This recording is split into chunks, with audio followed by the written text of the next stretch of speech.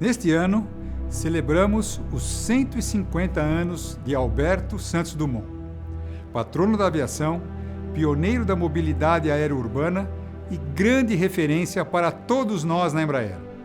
Seu legado de inovação está profundamente enraizado em nosso DNA.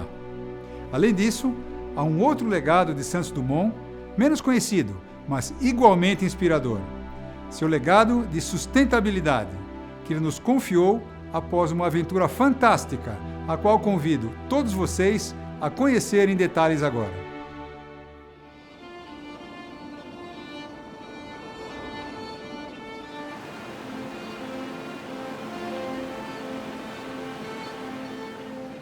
O Parque Nacional do Iguaçu é um patrimônio mundial natural que encanta visitantes do mundo todo. Protege diversas espécies da fauna, da flora,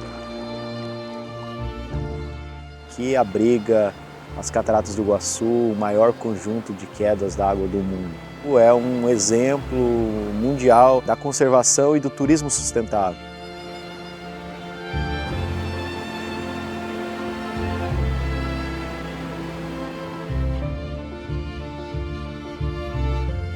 Existe uma estátua de Santos Dumont nas Cataratas do Iguaçu porque em 1916 ele conheceu as quedas, ficou fascinado e interferiu para que a terra das cataratas se tornasse uma área pública. E essa visita e esse contato dele com as cachoeiras e com tudo que ele viu ao redor mudou a vida dele, mudou o rumo da viagem dele, mudou a história da nossa cidade de Foz do Iguaçu, mudou a história das cataratas e mudou também a história do Brasil, por que não?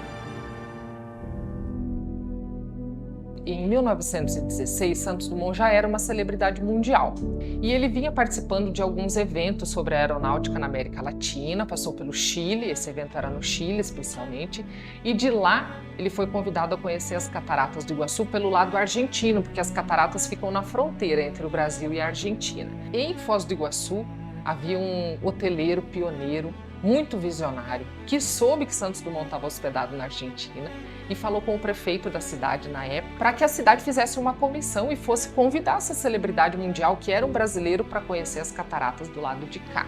Conhecer as cataratas na época não era uma coisa tão simples. Foram horas no meio da mata, por uma estrada que era uma picada, na verdade, no meio da floresta. No dia 24, conheceu as cachoeiras e soube nessa visita que essas terras eram terras particulares. Essa área que estamos aqui agora é uma área de um particular. Era uma fazenda do uruguaio Jesus Val. Ele simplesmente era dono de tudo isso aqui e ele escolhia quem ele queria trazer para visitar a sua fazenda. E graças ao aviador Santos Dumont, se encantou com a beleza, com a magnitude e se questionou por que não este lugar ser um parque nacional.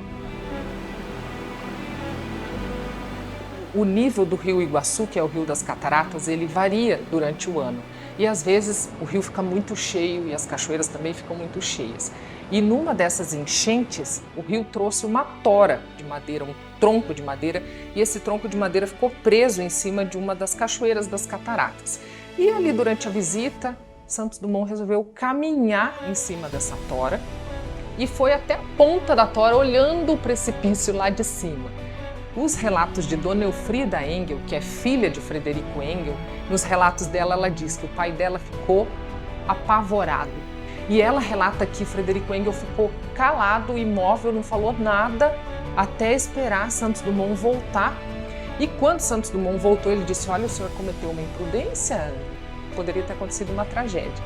E Santos Dumont declarou: "As alturas não me perturbam."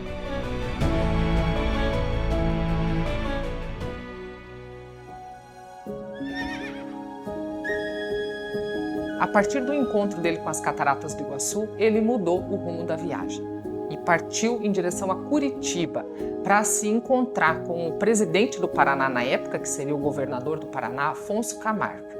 E aí partiram para a chamada Cavalgada Patriótica, que era algo que não estava previsto no roteiro de viagem dele. Então ele partiu de Foz do Iguaçu a cavalo, pelo meio da floresta, seguindo a linha telegráfica até a cidade de Guarapuava. acompanhado por 2 pessoas, um fiscal da prefeitura, chamado Isidro, e um soldado da polícia militar, chamado Virgílio.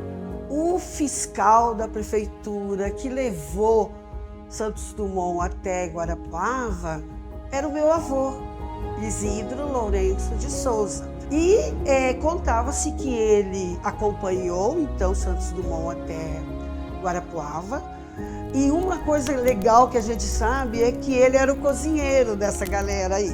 Então, como ele foi o cozinheiro, a gente imagina assim, qual seria o cardápio, né, no meio da mata, que ele pudesse então fazer naquela época. Então, foi mais ou menos 6 dias, 1 semana a cavalo, até que eles conseguissem chegar a Guarapuava. Então, a viagem de Santos Dumont foi a subida na rampa do Terceiro Planalto. Até chegar a Guarapuava, ele subiu daqui, que nós chamamos a uns 180 metros de altitude, ele subiu para quase 1.200 metros de altitude. Tudo quanto é espécie de rio descendo. Então é uma viagem muito, muito sacrificada.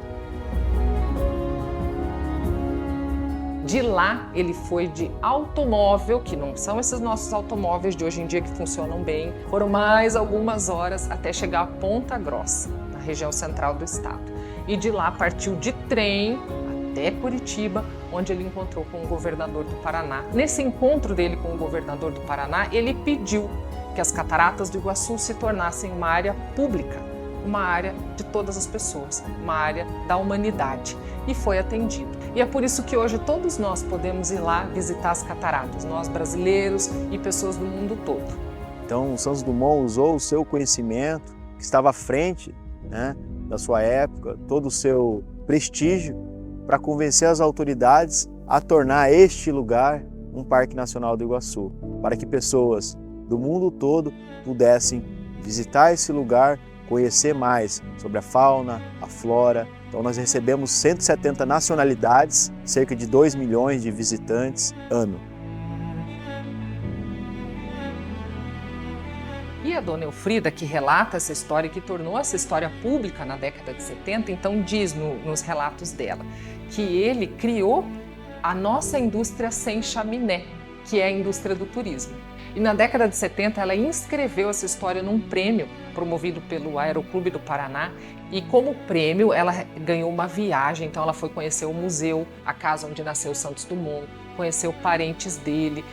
Anos depois ela recebeu da Aeronáutica a maior condecoração da Aeronáutica, que é a medalha Mérito Santos Dumont.